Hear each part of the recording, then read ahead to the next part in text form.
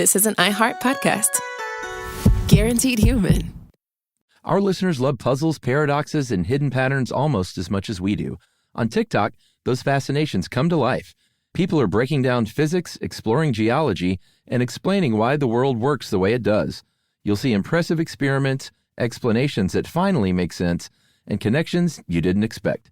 It's like having a lab, a lecture hall, and science museum in your pocket. TikTok is where wonder is shared, where curiosity turns into discovery, and where millions learn something new every day. All cat parents understand the feeling of being totally ignored by your cat and often thinking, does my cat even love me? There's only one solution to solve that: Sheba. Feed your cat Sheba and go from feeling ignored to truly adored in 12 days guaranteed, or your money back. Sheba has a menu of products, appetizers, entrees, treats, and even a kittens menu. So Sheba has a product for even the pickiest eater, like Sheba Puree made with bone broth, a smooth and creamy texture that cats love, or Sheba Grilled, protein-rich formula made with real chicken and seafood. To learn more, check out Sheba.com. Hey, and welcome to The Short Stuff. I'm Josh, and there's Chuck, and we're sitting in for Jerry, who would be sitting in for Dave. And if that's confusing, it doesn't matter, because that has nothing to do with this episode on the 1561 celestial phenomenon of Nuremberg. That's right. Nuremberg, Germany, of course. On April 14th of that year, there were people. This is early morning, and there were a lot of people around. And this happened for over an hour, where they looked up in the sky and saw what looked like an aerial battle between airships of unknown origin, I guess is the best way you could say it. There were different colors, there were different shapes, there were squares and globes and crescents, and eventually the ships crashed outside of town and dissolved into smoke. And a lot of people saw this, and a lot of people who weren't just like silly rubes. Right. It wasn't like Rusty and Eugene, who were out drinking that night, who saw it and came back and told everybody. Regular people doing their thing in the morning. Exactly. And we don't know how many. We just know, quote, a lot of men and women. And then after all that, something like a black spear appeared in the sky, too. So this was a big deal, you can imagine. And we know about it because there was a broadsheet that was published recording it or documenting it. There's a publisher named Hans Glaser, and he published an Einblattdruck. Did I say that right? Yeah. Okay. Which is a type of broadsheet that has a headline, an illustration, usually a woodcut, and then, an account of what happened. And so there's this famous Einblattdruck of the 1561 celestial phenomenon in Nuremberg that Hans Glaser made. And if you've even remotely heard of this, I'll bet you've seen his famous woodcut from it. It's quite lovely. Yeah, I love a woodcut. We both love woodcuts. Yeah, a good woodcut is something to behold. Agreed. So now we look back and say, like, hey, these people saw, this is like one of the first UFO encounters. They didn't talk of such things back then, so of course they didn't talk about it that way. But it was not, as it turns out, an isolated incident even at the time. There were apparently a lot of sort of sightings like this at the time, where it looked like airship battles were going on. So if you lived around that area, the Alpine sort of Scandinavian area at the time, between like a 9-year period or so, there were 400 of these broadsheets. So it was like a hot thing, a hot topic. Yeah, people were nuts for it, right? So this was during the time where Austria, Switzerland, Germany, some other countries, and Nuremberg is in Germany, of course, they were part of the Holy Roman Empire. And the Holy Roman Empire was ruled by an emperor and the Pope. So therefore, it was a pretty Catholic empire. And at the time of this event in Nuremberg, the Reformation's going on. So this is a really tumultuous time that was kicked off by Martin Luther. And during the Reformation era, there was a lot of religious fervor. There was a lot of emphasis on end times. So when people saw things like these aerial battles in the sky, they're like, this is clearly a sign from God. We don't know what it means, but what it's ultimately telling us is that we're doomed unless we repent and mend our ways. That's right.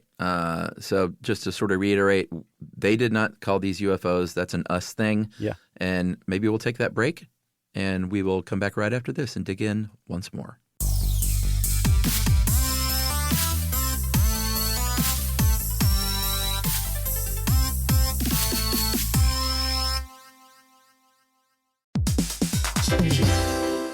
Hey, everybody, here's a fact for you. In the United States, there is a break-in every 26 seconds, and that means that somewhere right now, an intruder is getting closer. And the problem with most security systems is that they only alert you after the break-in has started, and that's too late. Well, that's what makes SimpliSafe different. They use alerts. SimpliSafe's U.S.-based live agents, they identify threats on your property and help deter them before they actually break in. So the intruder never gets into your house. The crime is stopped before it even starts. That's right. And another great thing about SimpliSafe is they have no long-term contracts. They give you peace of mind and great value with their monitoring deterrence plans because they just start at about $1 a day. Yeah, SimpliSafe sent us a setup years back, and I still use mine every day. Yeah, and apparently setup, you can do it by yourself in under 30 minutes. So it's a really good value and it doesn't take long. So if you want to experience the SimpliSafe peace of mind, you can take advantage of the SimpliSafe discount offered to Stuff You Should Know listeners. Right now, you can get 50% off your new system by visiting simplisafe.com/stuff. That's half off at simplisafe.com/stuff. There's no safe like SimpliSafe. Geico presents a 30-second podcast between your podcast. Today's story is shared by one of our listeners. It's called Betrayed by Bill. It was in that moment I caught who was staring back at me in betrayal, or more like what? My insurance bill. With trembling hands, I grabbed my phone and switched to Geico, saving about $900 in the process, and never to be betrayed again. Now that was bloody riveting. It feels good when the story ends with savings. It feels good to Geico. Stuff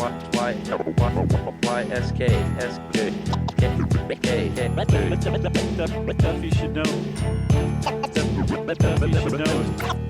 Okay, Chuck, so if, like you said, this 1561 celestial event over Nuremberg was one of hundreds in this era of the trend of seeing aerial battles in the sky, why is that the one we're talking about? And there's actually a really good explanation why. The reason why is because this was a forgotten event, because again, it just got mixed in with all the others. It was a forgotten event in history, largely, that was plucked out of obscurity to be used as an example in a book about flying saucers, or actually the mythology we create around things like flying saucers, by none other than psychoanalyst Carl Jung. And because this one event was plucked from all the other ones that he could have used, it came to seem to us, people living today, as a singular event. Like nothing like this had ever happened before, right? Yeah. So it loses its context in that sense. And then eventually over time, since 1958 and that book came out, it was stripped further of its context that Carl Jung was using this as an example of people coming up with their own mythologies about something they didn't understand, like we do with UFOs. And so this one event that happened in Nuremberg in 1561 that Carl Jung put in his book about flying saucers he's talking about a UFO sighting. That's where we landed today when we think about the 1561 celestial phenomenon being a UFO sighting. Yeah, aliens, basically. Exactly. But, I think I said in the first part that, these weren't rubes. They were just regular people. It was 1561, but science was around a little bit there in some form or fashion. Less than a decade after this, they figured out what comets were, that they were spacefaring natural objects. So they weren't people sitting around looking at the sky saying it was like a dragon or something like that. No. Yeah, yes. And then when you take that into account, that these weren't just dummies, you can't just be like, yeah, it was a comet, obviously, or maybe even a couple shooting stars, who knows? If you take that kind of easy explanation out of your toolbox, as they put it in HR, it becomes much harder to explain what exactly they saw. You also have to take into account these people had eons of collective awareness and memory of an experience with natural phenomenon. Yeah. So again, it's not going to be a comet. It's not going to be a rainbow. It's not going to be something like that. Over time, basically three main explanations have been proffered. And that's sundogs, fireworks, and embellishment. Yeah. A sundog is it's not something you see every day, but it's not super, super uncommon. Apparently, they're as common or more common than rainbows. So it's the kind of thing that happens with some frequency. But that's when the sun's reflected by these low-angled ice crystals up in the air. and it triples it basically, where you have two suns on either side. And it fits that it's morning because the sundogs happen when the sun is low on the horizon. Mm-hmm. So that would sort of make sense that it was daybreak. Yeah. The one thing, though, is that this happens a lot. So if this is the kind of thing that, or not a lot, but with enough frequency that people wouldn't be like, oh my God, let's make a woodcut about this. Right. One other thing that actually is a mark in the sundog's favor as an explanation, they typically last between 15 and 30 minutes. But as recently as 2023, one in northern China was witnessed that lasted a couple hours. So if this thing lasted an hour, it's not like a sundog is ruled out because of the length of time. That was one. Yeah. Another one is that in 1540, full 20 plus years before this event, a man named Vannocchio Biringuccio published De la Pyrotechnia, which is the first book from Europe, at least, on how to prepare rockets, including using rockets in festivals, what we would call fireworks. So the question is, like, was there somebody in Nuremberg who had gotten a hold of this book and was putting on a fireworks display without telling anybody? And there's actually some of the details are like, yeah, that would make sense that these things fell out of the sky and fizzled out into smoke when they were on the ground. I mean, it sounds silly at first, but that one makes a little more sense to me than even sundogs, as far as like maybe creating weird shapes and the fizzling out part, like you talked about. Like, but then you're just sort of making a theory about some rogue, German that got this book. But hey, that's not unbelievable, right?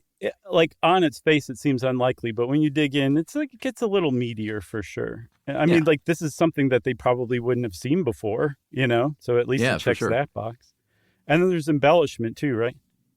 Yeah. I mean, that's kind of the obvious one that maybe, I don't know, something happened. Maybe it was a sundog gone wild in it's a great series of videos in the 80s.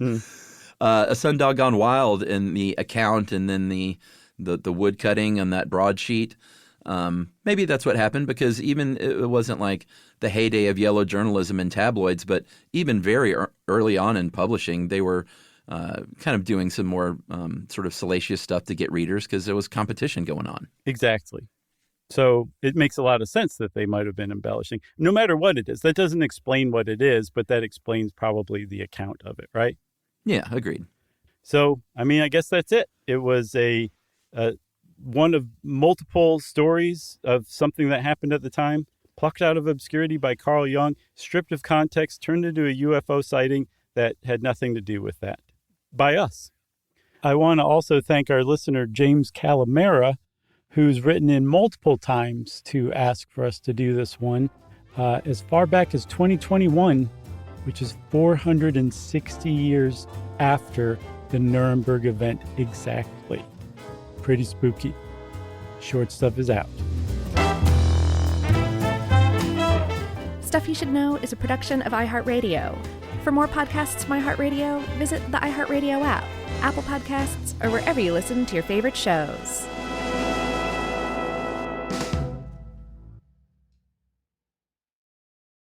Introducing the all-new Mazda CX-5, featuring more connection. Hey Google, where's the nearest Pilates class?